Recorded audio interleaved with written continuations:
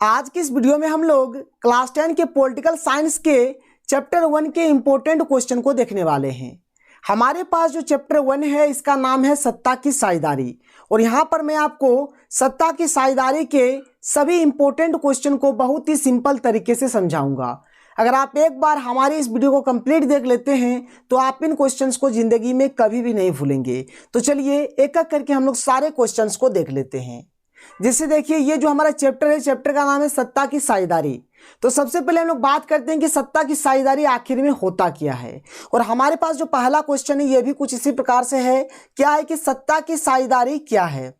इस क्वेश्चन को पूछने का तरीका कुछ इस प्रकार से भी हो सकता है। क्या हो सकता है कि सत्ता की साझेदारी से आप क्या समझते हैं, या फिर सत्ता की साझेदारी किसे कहते हैं, या फिर सत्ता की साझेदारी से आपका क्या तात्पर्य है। तो जिस प्रकार से भी कुछ क्वेश्चन पूछा जाए आपको बताना है कि सत्ता की साझेदारी क्या है। ठीक है, तो सत्ता की साझेदारी क्या है ये पूछा जाए, या फिर आपसे ये पूछा जाए, या फिर ये पूछा जाए, या फिर ये पूछा जाए, इन सब का मतलब एक ही है। क्वेश्चन कुछ इस प्रकार से भी पूछा जा सकता है कि सत्ता की साझेदारी क्या है, सत्ता की साझेदारी क्यों जरूरी है। बात समझ में आया? आपको बताना है कि सत्ता की साझेदारी क्या है और यह क्यों जरूरी है। सत्ता की साझेदारी क्या है, जैसे कि मैंने आपको बताया, और सत्ता की साझेदारी से क्या लाभ है। तो चलिए हम लोग एक एक करके समझते हैं कि आखिर में यह सत्ता की साझेदारी क्या है। तो देखिए, जब देश के सत्ता में देश के अंदर रहने वाले सभी वर्गों को हिस्सेदार बनाया जाता है तो इस व्यवस्था को सत्ता की साझेदारी कहते हैं। कहते लिखिएगा, यहां पर हॉ लिखिएगा। ठीक है, कहते हैं। बात समझ में आया? क्लियर है? क्या बताया? देखिए, मतलब क्या कहा जा रहा है कि देखिए, देश के अंदर जो भी नियम कानून जो भी बनेगा उसमें क्या होना चाहिए, देश के सभी वर्गों के लोगों को वहां पर हिस्सेदार बनाया जाना चाहिए। सभी जाति के लोगों को, सभी धर्म के लोगों को, मतलब जिस प्रकार से भी लोग हैं वहां पर कोई भेदभाव नहीं किया जाना चाहिए। उसी को हम लोग क्या कहेंगे, सत्ता की साझेदारी कहेंगे। देखिए, जब भेदभाव नहीं होगा तो देश हमारा जो है वह बहुत ही अच्छे तरीके से चलेगा। इसलिए सत्ता की साझेदारी मतलब क्या हो गया कि देश के अंदर जो भी सत्ता होगा, मतलब सत्ता में क्या करेंगे, सभी वर्गों के लोगों को इसमें हिस्सेदार बनाएंगे। चाहे वो हिंदू हो, मुसलमान हो, सिख हो, ईसाई हो, चाहे किसी भी धर्म से हो, किसी भी जाति से हो, किसी भी रंग के हो, ये हमको नहीं देखना है। मतलब देश का जो सत्ता होगा उसके अंदर क्या करेंगे, हम लोग सभी वर्गों को समान समान हिस्सा देंगे। तो यही था सत्ता की साझेदारी। अब देखिए, सत्ता की साझेदारी से क्या लाभ है, क्यों जरूरी है, हर चीज को समझते हैं। चलिए यहाँ पर देखिए क्या है, यहाँ पर सत्ता की साझेदारी के लाभ। अब क्या लाभ है? अब लाभ तो बहुत सारा होने वाला है। आप खुद ही मान के चलिए कि एक कोई घर है, ठीक है, एक घर में क्या है, दो बेटा है। यहाँ पर एक बेटा है और ये आपका एक बेटा, दूसरा बेटा है। अब जो माँ बाप रहेगा, अगर एक बेटा को सब कुछ देगा, दूसरा बेटा को नहीं देगा, तो जाहिर सी बात है जिसको नहीं देगा वो गुस्सा आएगा, झगड़ा होगा। तो यहां पर भी वही चीज होगा। लेकिन यहां पर क्या हो रहा है कि देश के अंदर का जो सत्ता है उसमें सबको समान समान हक दिया जा रहा है। मतलब अगर इस बेटा को भी समान समान पैसा दिया जाएगा और इस बेटा को भी अगर समान समान कुछ भी चीज दिया जाएगा तो इन दोनों में झगड़ा नहीं होगा, मतभेद नहीं होगा, दोनों मिलजुल कर रहेंगे। तो यही तो लाभ है, यही तो सत्ता की साझेदारी है। चलिए समझते हैं क्या कंसेप्ट है यहाँ पर। देखिए, पहला पॉइंट, सत्ता की साझेदारी से देश में रहने वाले किसी भी व्यक्ति को बेगानेपन का एहसास नहीं होता है। मतलब देखिए, अगर सभी लोग मिलजुल कर रहेंगे, हिंदू मुसलमान सिख ईसाई जितने भी हैं, अगर सब मिलजुल कर रहेंगे, मान के चलिए कि मुसलमान को कोई तकलीफ है अगर हिंदू खड़ा होता है, हिंदू को कोई तकलीफ है अगर मुसलमान खड़ा होता है, सिख को कोई तकलीफ है अगर हिंदू खड़ा होता है, तो ऐसे में क्या होगा, किसी भी व्यक्ति को बेगानेपन का एहसास नहीं होगा। लगेगा नहीं कि हम अकेले हैं, लगेगा कि हमारे साथ पूरा एकदम काफिला है, पूरा एकदम हमारे साथ सब कोई है।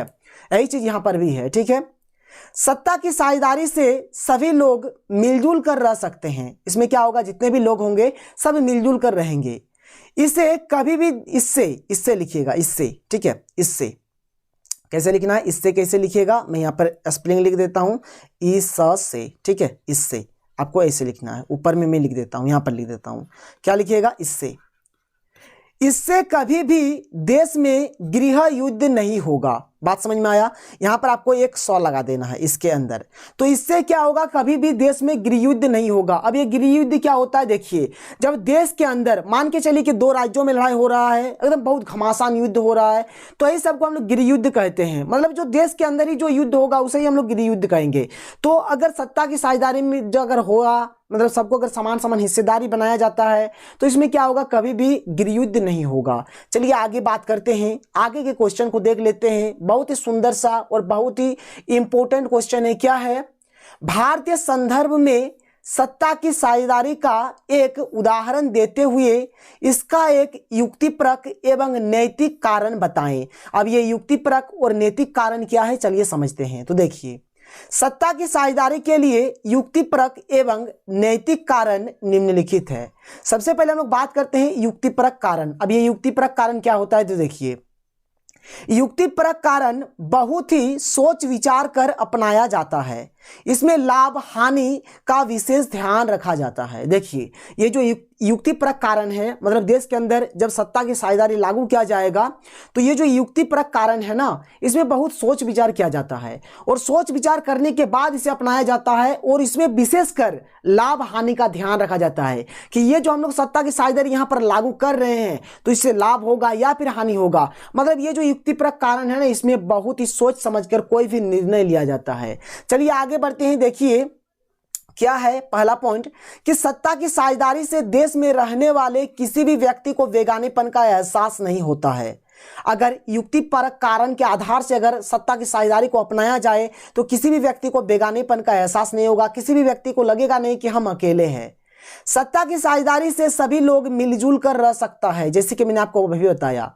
इससे कभी भी देश में गृह युद्ध नहीं होगा, इसमें पक्षपात नहीं के बराबर होता है। बात समझ में आया, देश में गृह युद्ध नहीं होगा और इसमें पक्षपात भी नहीं के बराबर होता है। चलिए आगे बढ़ते हैं, नैतिक कारण को देखते हैं। तो देखिए क्या होता है कि बहुत सारे लोगों ने नैतिक कारणों पर जोर देकर सत्ता की साझेदारी की। देखिए, ये जो युक्तिपरक कारण है ये भी बहुत ही अच्छा है, ये जो नैतिक कारण है ये भी बहुत ही अच्छा है। मतलब दोनों में जनता का भलाई ही किया जाता है। अब ये नहीं कि युक्तिपरक कारण में जनता का भलाई होता है, नैतिक कारण में नहीं, तो नहीं, ऐसा नहीं है। दोनों कारण में जनता का भलाई होता है। क्या है कि देखिए, इसमें कोई भी निर्णय लेने से पहले सबकी राय ली जाती है, इससे सभी लोग उस निर्णय को मानते हैं। बात समझ में आया, कोई भी निर्णय लिया जाएगा तो सबसे पहले जितने भी लोग रहेंगे सबकी सहमति चाहिए, सबसे राय लिया जाता है कि ये जो नियम है इसको लागू किया जाए या फिर नहीं लागू किया जाए। इससे क्या होता है कि जो भी नियम लागू होगा उस नियम को सभी लोग मानेंगे। अगर सबकी राय लेकर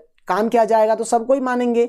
अगला पॉइंट क्या है कि अल्पसंख्यक लोगों को समान अधिकार दिया जाता है, इससे उनके मन में किसी भी प्रकार का गुस्सा नहीं रहता है। बात समझ में आया कि जो अल्पसंख्यक लोग हैं उनको भी समान अधिकार दिया जाता है। इससे क्या होगा कि उनके मन में किसी भी प्रकार का कोई गुस्सा नहीं रहेगा, उसके मन में देशभक्ति की भावना जागेगी और उन लोग क्या करेंगे, हमेशा देश में कुछ भी होगा, अगर सबको समान समान हक दिया जा रहा है, समान अधिकार दिया जा रहा है, तो देश में जो भी प्रॉब्लम होंगे सभी लोग मिलजुल कर उस प्रॉब्लम का सामना करेंगे। क्लियर है बात। तो ये हमारे नैतिक कारण हैं। तो चलिए नैतिक कारण में हम लोग और पॉइंट को देख लेते हैं।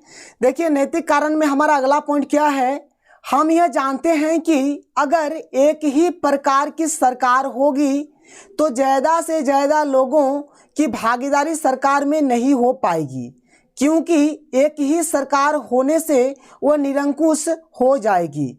इसलिए भारत में विभिन्न स्तरों पर सरकार का वर्गीकरण किया गया है। ठीक है, यह भी हमारा नैतिक कारण के अंतर्गत ही आता है। आप समझिए, जैसे कि मान लीजिए आपके गांव में कोई एक ही दुकान है, आपके गांव में एक ही दुकान है और ये दुकानदार है। अगर मान के चलिए कि अगर एक ही दुकान रहेगा तो वह क्या करेगा, मनमर्जी दाम लेगा, कोई भी सामान का मनमर्जी दाम लेगा, आप उसे कुछ बोल भी नहीं सकते हैं, क्योंकि आपके वहाँ पर आपके गांव में एक ही दुकान है, तो वो तो कुछ समझेगा नहीं आपका क्या फीलिंग है, आपका पैसा है या नहीं है, तो वो आपको लूटेगा। तो वही होता है यहाँ पर, अगर देश में अगर एक ही प्रकार का सरकार अगर हो जाए तो वो क्या हो जाएगा, निरंकुश हो जाएगा। मतलब वो भी इस दुकानदार जैसा काम करना स्टार्ट कर देगा, जिससे क्या होगा कि अधिक से अधिक लोगों का सरकार में मतलब सत्ता में कोई भी भागीदारी नहीं हो पाएगा। इसलिए भारत जैसे देशों में एक स्तर का सरकार नहीं है, बल्कि यहाँ पर विभिन्न स्तरों की सरकार है, और ये हमारा नैतिक कारण के अंतर्गत ही आता है। तो समझ गए यहाँ तक। चलिए आगे बात करते हैं। अब ये जो क्वेश्चन है बहुत ही झकास, बहुत ही शानदार क्वेश्चन है, एकदम 5G क्वेश्चन है। अभी 4G आया है ना, लेकिन ये हमारा 5G क्वेश्चन है। देखिए क्या है कि बेल्जियम की कहानी को लिखें, या फिर बेल्जियम में सत्ता की साझेदारी किस प्रकार की थी, या फिर बेल्जियम में सत्ता की साझेदारी की व्याख्या करें, या फिर बेल्जियम की जातीय बनावट की व्याख्या करें। बात समझ में आ रहा है? यानी बेल्जियम का जो भी क्वेश्चन आएगा ना, आप इस आंसर को आप पढ़िए, आप हर एक क्वेश्चन को लिख सकते हैं। मतलब बेल्जियम का कोई भी क्वेश्चन आएगा, आप इस आंसर को अगर पढ़ेंगे तो आप सारे क्वेश्चन के आंसर को दे सकते हैं। तो चलिए यहाँ पर मैं आपको इस क्वेश्चन के आंसर को बताऊंगा बहुत ही सिंपल तरीके से। तो चलिए देखते हैं इस क्वेश्चन के आंसर को। तो देखिए, बेल्जियम यूरोप का एक छोटा सा देश है। बेल्जियम जो है वह यूरोप महादेश का एक छोटा सा देश है। इसका क्षेत्रफल हरियाणा राज्य से भी छोटा है। हमारा जो हरियाणा राज्य है ना, ये जो बेल्जियम है, इस बेल्जियम का क्षेत्रफल हमारे हरियाणा राज्य से भी छोटा है। इसकी सीमाएं नीदरलैंड, यूक्रेन और जर्मनी को छूती है। और ये जो बेल्जियम है, बेल्जियम की सीमाएं नीदरलैंड, यूक्रेन और जर्मनी को छूती है। बेल्जियम की आबादी लगभग 1 करोड़, यानी हरियाणा की आबादी से करीब आधी है। ठीक है, मतलब बेल्जियम की जो जनसंख्या है वह हरियाणा की जनसंख्या से आधी है। ठीक है, मतलब यहाँ पर बेल्जियम की आबादी कितनी है? 1 करोड़ है, तो हरियाणा की आबादी लगभग कितनी है? 2 करोड़ है। समझ में आ रहा है? चलिए आगे बात करते हैं। देखिए अगला पॉइंट क्या है। इस छोटे से देश की जातीय बनावट बहुत जटिल थी। देखिए, देश भले ही छोटा सा था, लेकिन उस देश में बहुत प्रकार के जाति के लोग रहते थे। यानी उस देश की जातीय बनावट बहुत ही जटिल, यानी बहुत ही हार्ड, यानी बहुत ही जटिल थी। ठीक है, देश की कुल आबादी का लगभग 59% हिस्सा फ्लेमिश इलाके में रहते थे और डच भाषा बोलते थे। समझ में आया? जितना आबादी है, कितना आबादी था अभी मैंने आपको बताया, बेल्जियम की आबादी कितनी है? 1 करोड़ है। 1 करोड़, तो 1 करोड़ में से 59% जो है आबादी वह फ्लेमिश इलाके में रहते थे और डच भाषा बोलते थे। बाकी 40% लोग वेलोनिया में रहते थे और फ्रेंच भाषा बोलते थे। शेष 1% लोग जर्मन भाषा बोलते थे। समझ में आया? देखिए 59% लोग कौन से भाषा बोलते थे? डच भाषा बोलते थे। 40% लोग कौन से भाषा बोलते थे? तो फ्रेंच भाषा बोलते थे, फ्रेंच। ठीक है, 1% लोग कौन से भाषा बोलते थे? तो जर्मन भाषा बोलते थे। क्लियर है बात? समझ में आया? तो यहाँ पर सबसे अधिक बोले जाने वाली भाषा कौन सी है? तो डच भाषा है, क्योंकि वह 59% बोला जा रहा है। फ्रेंच भाषा 40% बोला जा रहा है और जर्मन भाषा 1% बोला जा रहा है। चलिए आगे बात करते हैं। देखिए होता क्या है, बेल्जियम की राजधानी ब्रुसेल्स की बनावट कुछ अलग ही थी। यहां से आपका एक ऑब्जेक्टिव क्वेश्चन बन सकता है कि बेल्जियम की राजधानी कहां है, तो आप बोलेंगे सर बेल्जियम की राजधानी ब्रुसेल्स में है। ठीक है, तो बेल्जियम की राजधानी जो ब्रुसेल्स है ना, इसकी जातीय बनावट कुछ अलग है। वहां के 80% लोग फ्रेंच भाषा बोलते थे और 20% लोग डच भाषा बोलते थे। यानी यहाँ पर 80% लोग फ्रेंच भाषा बोल रहे हैं और 20% लोग डच भाषा बोल रहे हैं। यहाँ पर मतलब ये ब्रुसेल्स का कुछ इस प्रकार से मतलब बनावट था। देखिए यहाँ पर सबसे अधिक डच भाषा बोले जाने वाला है, 59% डच बोल रहा है। और अगर सिर्फ ब्रुसेल्स का बात किया जाए तो यहाँ पर सबसे अधिक फ्रेंच भाषा बोला जा रहा है, यानी 80% फ्रेंच बोला जा रहा है। लेकिन हम लोग यहाँ पर ब्रुसेल्स को उतना अधिक नहीं देखेंगे, मतलब ब्रुसेल्स के ऊपर उतना ध्यान नहीं देंगे। पूरे हम लोग बेल्जियम को देखेंगे कि बेल्जियम का क्या हाल है। समझ में आया? तो जैसे कि मैंने बताया कि बेल्जियम में 59% लोग डच भाषा बोलते हैं, 40% लोग फ्रेंच भाषा बोलते हैं और 1% लोग जर्मन भाषा बोलते हैं। क्लियर है? आगे देखिए, बेल्जियम में फ्रेंच भाषा बोलने वाले लोगों की संख्या कम थी तथा डच बोलने वाले लोगों की संख्या अधिक थी। आप देख लीजिए यहाँ पर जो डच बोलने वाला लोग है ना, उसी का संख्या ज़्यादा है, 59% है। फ्रेंच भाषा वाला कम है क्योंकि वो 40% है। वही चीज़ यहाँ पर लिखा गया है कि बेल्जियम, ये जो है ना, बेल्जियम में फ्रेंच भाषा बोलने वाले लोगों की संख्या कम थी तथा डच बोलने वाले लोगों की संख्या अधिक थी।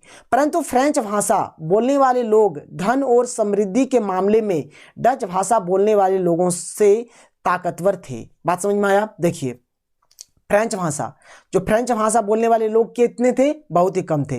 डच भाषा बोलने वाले लोगों की संख्या अधिक थी। लेकिन धन दौलत के मामले में जो फ्रेंच भाषाई लोग हैं, यानी जो फ्रेंच भाषा बोलते थे, उन लोग ज़्यादा ताकतवर थे। बात समझ में आया? वही चीज़ लिखा गया है कि परंतु फ्रेंच भाषा बोलने वाले लोग धन और समृद्धि के मामले में डच भाषा बोलने वाले लोगों से ताकतवर थे। देखिए बहुत ही सिंपल लैंग्वेज में यहाँ पर आपको लिख दिया है, अगर आप एक बार पढ़ेंगे तो आपका याद हो जाएगा।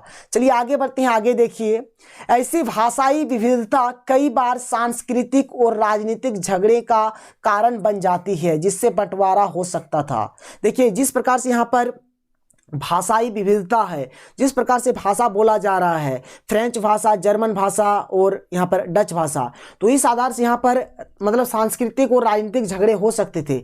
लेकिन अब ऐसा होता है या फिर नहीं होता, चलिए आगे बात करते हैं, देखते हैं इस एपिसोड में क्या होता है क्या नहीं होता है। देखिए क्या है, परंतु बेल्जियम की नेताओं ने बेल्जियम के आपसी भाईचारे एवं संबंध को मजबूत बनाए रखने के लिए एक ऐसा संविधान बनाया जिससे सभी समुदाय को बराबर का हक दिया गया, जिससे किसी भी व्यक्ति को बेगानेपन का एहसास न हो और सभी मिलजुल कर रह सके। सारा विश्व बेल्जियम के इस साझेदारी की दाद देता है। बात समझ में आया?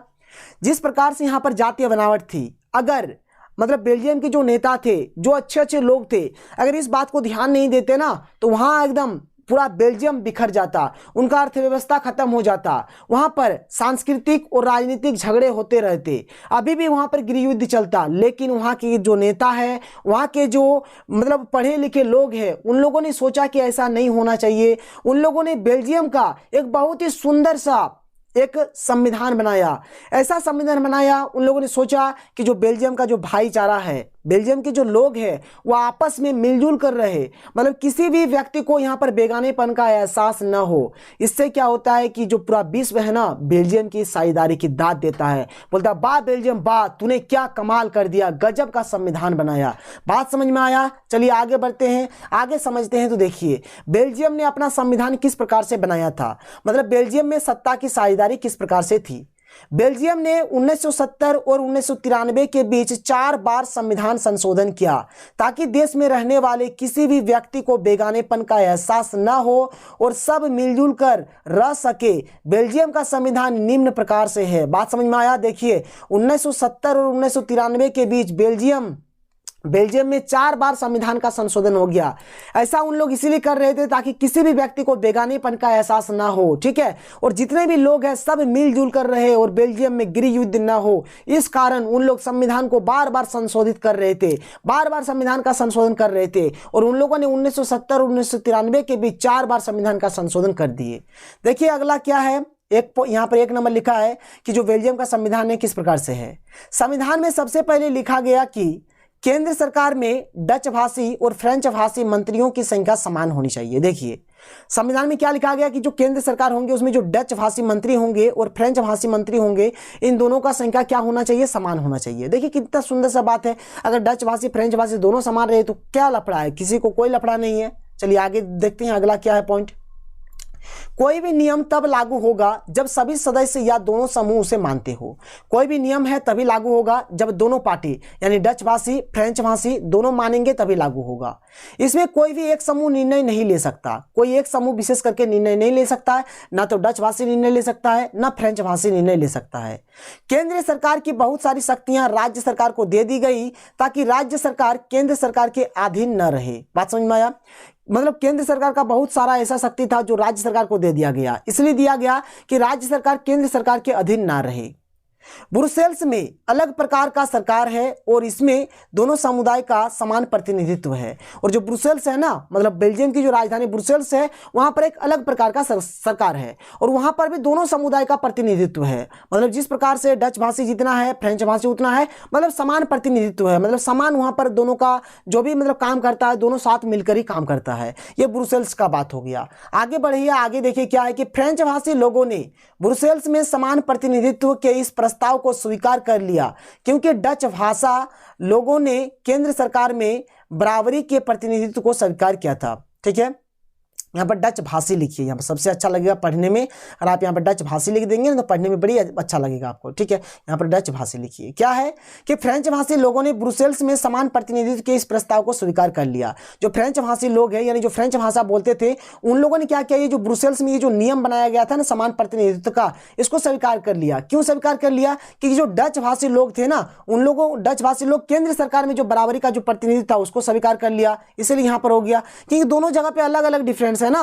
क्या डिफरेंस है? देखिए, एक जगह पे डच बोलने वाला ज्यादा है तो एक जगह पे डच बोलने वाला कम है, एक जगह पर फ्रेंच बोलने वाला कम है तो एक जगह पर फ्रेंच बोलने वाला अधिक है। तो इसी प्रकार से मतलब दोनों यहाँ पर क्या कर रहा है, दोनों मतलब एडजस्ट कर रहा है, दोनों यहाँ पर एडजस्ट कर रहा है। कोई यहाँ पर मान रहा है तो कोई वहां पर मान रहा है। जो फ्रेंच भाषी लोग हैं उन लोगों ने ब्रुसेल्स में माना, जो डच भाषी लोग हैं जब केंद्र सरकार का जो भी मामला बन रहा था, जो समान प्रतिनिधित्व का जो मामला बन रहा था, वहां पर उन लोग इस मतलब जो वहां पर बना नियम, उस नियम को स्वीकार किया। मतलब दोनों तरफ से इन लोग एडजस्टमेंट कर रहे हैं, इसीलिए इस प्रकार से हो रहा है। देखिए, किसी न किसी एक को तो एडजस्ट करना पड़ेगा शुरू में। जब आप एक एडजस्ट करेंगे तब दूसरा वाला भी एडजस्ट करेगा, लेकिन आप पहले तो किसी एक को तो करना पड़ेगा। तो यहां पर भी वही हो रहा है।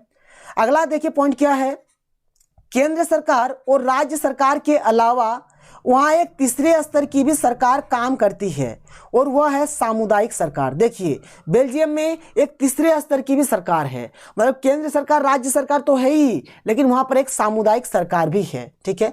अब देखिए सामुदायिक सरकार का क्या काम है। इस सरकार का चुनाव एक ही भाषा बोलने वाले समुदाय के लोग करते हैं। अब देखिए पहला बात, ये जो सामुदायिक सरकार है इसका चुनाव कैसे होता है, तो एक ही भाषा बोलने वाले लोग इसका चुनाव करते हैं। फ्रेंच, डच, जर्मन बोलने वाले समुदायों के लोग चाहे हुए जहां भी रहते हो उस सामुदायिक सरकार को चुनते हैं। फ्रेंच बोलने वाले, डच बोलने वाले, जर्मन बोलने वाले लोग जो भी है कहीं पर भी रहे, लेकिन इस सामुदायिक सरकार का चुनाव करते हैं। इस सरकार को संस्कृति, शिक्षा और भाषा जैसे मुद्दों पर फैसला लेने का अधिकार है। और ये जो सामुदायिक सरकार है ये संस्कृति पर, शिक्षा पर और किसी भाषा जैसे मुद्दों पर ये फैसला लेते हैं। क्लियर है बात? तो ये था बेल्जियम की कहानी। आगे देखिए क्या है। बेल्जियम का यह मॉडल कुछ जटिल है परंतु यह व्यवस्था बेहद सफल रही है। देखिए, ये जो नियम बनाया, ये जो मॉडल तैयार किया, ये थोड़ा जटिल है, थोड़ा हार्ड है, लेकिन ये जो बनाया ना व्यवस्था, मतलब बहुत ही सक्सेस कर गया।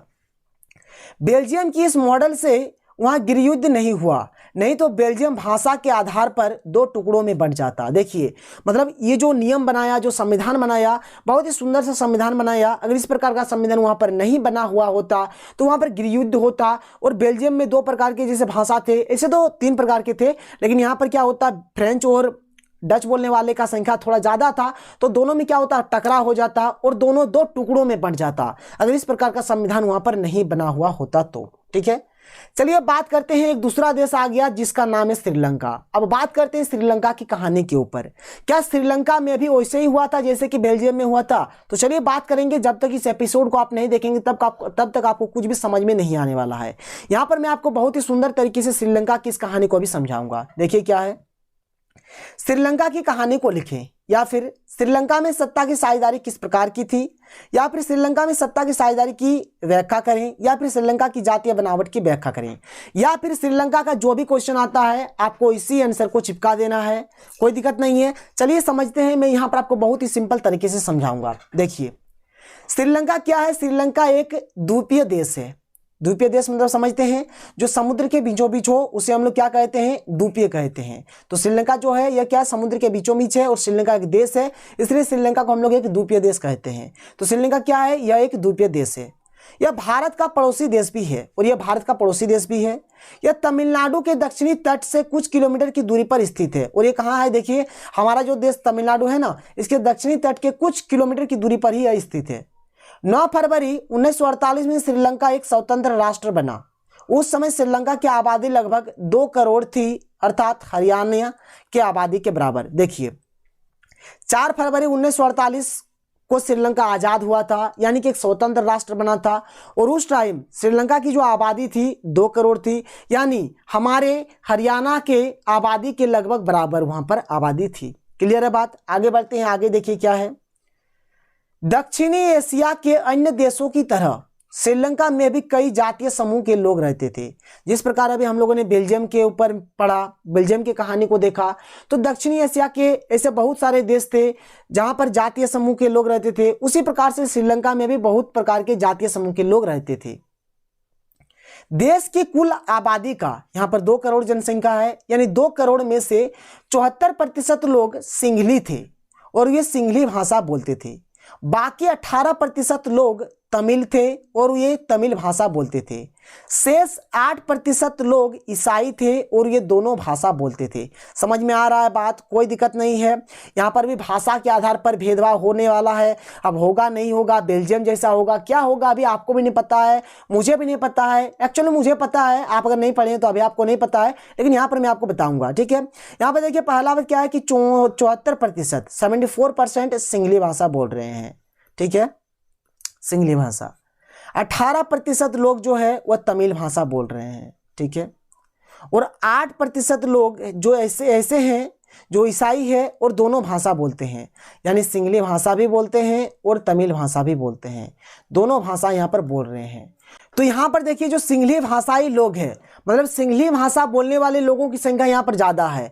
उनकी संख्या कितनी है? तो 74% है। मतलब 74% लोग यहाँ पर सिंहली भाषा बोलते हैं। चलिए आगे बात करते हैं। देखिए आगे क्या होता है कि श्रीलंका के 18% तमिल के 2 वर्ग थे। और जैसे यहाँ पर मैंने आपको बताया कि जो श्रीलंका के जो तमिल है वो 18% है। अब ये 18% में भी 2 प्रकार का वहाँ पर तमिल था। एक है श्रीलंकाई तमिल, मतलब जो श्रीलंकाई मूल के तमिल है, मतलब जो श्रीलंका में ही पले बड़े हैं वैसे तमिल 13% है। ठीक है, और भारतीय तमिल जिसे हम लोग हिंदुस्तानी तमिल भी कहेंगे, और ये 5% है। अब ये भारतीय तमिल क्या है? तो देखिए भारतीय तमिल ये लोग थे जो औपनिवेशिक शासन काल में बगानों में काम करने के लिए भारत से लाए गए थे। मतलब ये वैसे तमिल है जो भारत देश से लाए गए थे बगानों में काम कराने के लिए। बात समझ में आया? इसीलिए इसका नाम है भारतीय तमिल। तो खैर इससे आपको मतलब नहीं है, खाली आप नॉलेज के लिए समझ लीजिए कि 2 प्रकार का तमिल था। यहाँ पर सबसे अधिक बोले जाने वाली भाषा कौन से भाषा के लोग रहते हैं? तो सिंहली भाषा। इसी चीज को आपको ध्यान रखना है और यहीं से आपका मतलब आगे बढ़ेगा, आगे का पॉइंट। देखिए यहाँ पर क्या है, यदि श्रीलंका के लोग चाहते तो ये भी बेल्जियम की भांति अपने जातीय मसले का कोई उचित हल निकाल सकते थे, परंतु वहां के बहुसंख्यक समुदाय सिंहलियों ने अपनी बहुसंख्यक के बल पर शासन पर प्रभुत्व जमाने का प्रयास किया। अगर श्रीलंका चाहते ना तो वह भी बेल्जियम की तरह अपनी मतलब जो जातीय मसला है इसको हल कर सकते थे और एक अच्छा सा संविधान बना सकते थे, लेकिन उन लोगों ने वैसा नहीं किया। जैसे कभी मैंने आपको बताया कि वहां पर सिंहली भाषा बोलने वाले जो लोग थे उनकी संख्या अधिक थी, तो उन लोगों ने क्या किया, अपना प्रभुत्व जमाने के लिए क्या किया, मतलब वहां का जो शासन व्यवस्था है ना बहुत ही खराब शासन व्यवस्था बनाया। मतलब देखिए अब जाहिर सी बात है कि अगर आपका संख्या ज्यादा रहेगा तो आप क्या होंगे, आप चाहेंगे कि उनसे हम कंप्रोमाइज करें, आप नहीं चाहेंगे। तो यहाँ पर सिंहली भाषाई जो लोग हैं उन लोग भी कंप्रोमाइज करना नहीं चाहा। उन लोग सोचा कि हम लोग अब तो ज्यादा ताकतवर है, हम लोग की संख्या ज्यादा है, तो चलो ना भाई लड़ते हैं, सबको मतलब मार पीट के सबको घर घुसा देंगे और सारा श्रीलंका हमारा ही रहेगा, सिर्फ और सिर्फ सिंहलियों का ही रहेगा। तो यही उन लोगों का सोच था, जो कि एक बहुत ही खराब सोच था, जिससे क्या हो रहा है कि श्रीलंका में आज भी गृह युद्ध हो रहा है। चलिए आगे देखते हैं, समझ जाएंगे आप क्या है क्या नहीं है। सिंहलियों ने वहां कई ऐसे कदम उठाए जिनमें अल्पसंख्यक तमिल समुदाय एवं ईसाई समुदाय को सत्ता में उचित साझेदारी नहीं मिली, जिससे वहां गृह युद्ध शुरू हो गया जो आज तक थमने का नाम नहीं ले रहा है। बात समझ में आया? मतलब सिंहलियों ने वहां पर कुछ ऐसे कदम उठाए, संविधान को कुछ इस प्रकार से बनाया जिससे क्या हुआ कि जो अल्पसंख्यक तमिल समुदाय और ईसाई समुदाय था उनको सत्ता में उचित साझेदारी नहीं मिला, जिससे क्या हो रहा है कि वहां पर आज भी गृह युद्ध हो रहा है जो थमने का नाम नहीं ले रहा है। चलिए आगे बात करते हैं। देखिए आगे क्या है, सिंहलियों ने अपने प्रभुत्व दिखाने के लिए निम्नलिखित कदम उठाए। अब देखिए अपना प्रभुत्व बनाने के लिए उन लोगों ने क्या क्या कदम उठाया था, अब इस चीज को अभी हम लोग यहां पर समझेंगे। ठीक है, देखिए क्या है, 1956 में एक कानून पास किया और सिंहली भाषा को एकमात्र राजभाषा घोषित कर दिया गया और तमिल भाषा को दरकिनार कर दिया गया। बात समझ में आया? 1956 में एक ऐसा कानून बनाया गया जिसमें सिंहली भाषा को राजभाषा बनाया गया और जो तमिल भाषा था उसको साइड में रख दिया गया।